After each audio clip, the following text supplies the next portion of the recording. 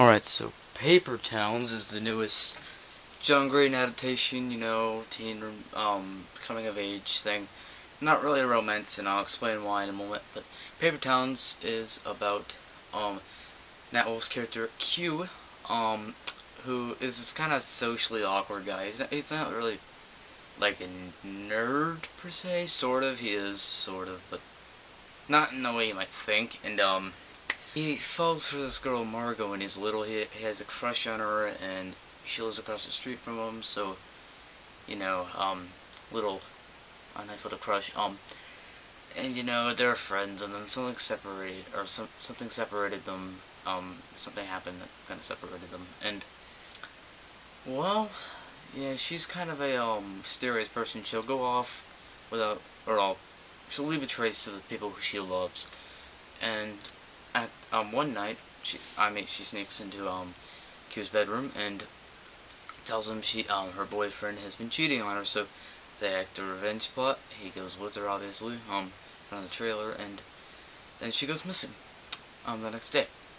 After they almost had a romantic encounter, but they did not hook up. So yeah, he goes to find her because she's leaving clues, and that is your story. It's not a romance, at all. Especially with the ending, which I thought the ending was really good. I'll tell you that right now. The ending was really good. It isn't your typical happy-go-lucky, everything's alright ending.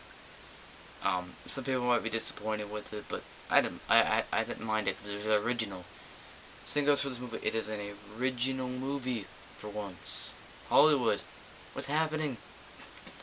I mean, I hate it because this movie's gonna flop, or at least sort of. I know the budget's low, but this movie's gonna flop because it's an original story, and every time there's an original story out in Hollywood, theaters, no one goes to see it, and no one's complaining. People, you are stupid, So, yeah, that's my little rant there. But back to the movie. Yeah, the ending was really good. But the reason I really like this movie is the adventure and the characters. Nat Wolff is fantastic. He nails them because the book. I like the book. And this movie is very different from the book, just so you know. But Q is a really likable guy. He's a likable character. I could see myself being him. As I was saying, yeah, the romance between, or romance, friendship, I call it, between, Cara Delevingne, I hope I said it right, Margot, and, Nat Wolff, Q, was nice when it was there. She wasn't in the movie much, which makes sense. She wasn't in the book much either, but just saying, and, yeah, it was nice, but another reason this movie works is the humor of it all. Ben, I forgot the actor's name who plays him, but he's really freaking funny, and that's nice. And there's a really funny cameo that I'm not gonna spoil. It's really funny. Yeah, the movie is very solidly directed. It's paced quite well until maybe like the last 20 minutes or so, but we'll get into that later. And I had a great time. It was a really good, freaking good movie. Nat Wolff is really good in his role. Cara Delevingne, whatever her name is. She's really good, for what she has in terms of screen time. And the characters are really likable people. And they're not just your cliche stereotypes.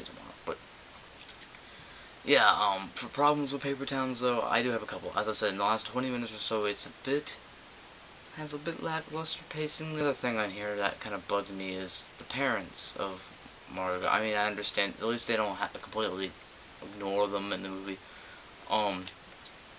And they're stupid. They're really stupid. I'm just gonna say that right now. The stupid parents, they don't care about the child at all. And that kind of bugged me as well. And the fact that it had those little cliches every once in a while, like there will be like a thing with him, like, because Q loves Margot. We already figured that out. And there's like a dream type sequence thing that I totally expected. I think it was in the book, if if I'm remembering right, it was in the book, but I didn't like that. I felt that it kind of turned away from the originality of the movie, and that didn't entirely work for me. But overall, I think Paper Towns is a great movie, and I highly recommend you see it. It's a great coming of age movie. I'll give Paper Towns a B+. So yeah, that's my review of Paper Towns. So for future reviews, Mission Impossible this week, and Pixels, and maybe, I don't know, I might see Pixels. I mean, I'll see Pixels, but I might not review it. On here, at least. It doesn't matter. So that's my review of Paper Towns. So, peace.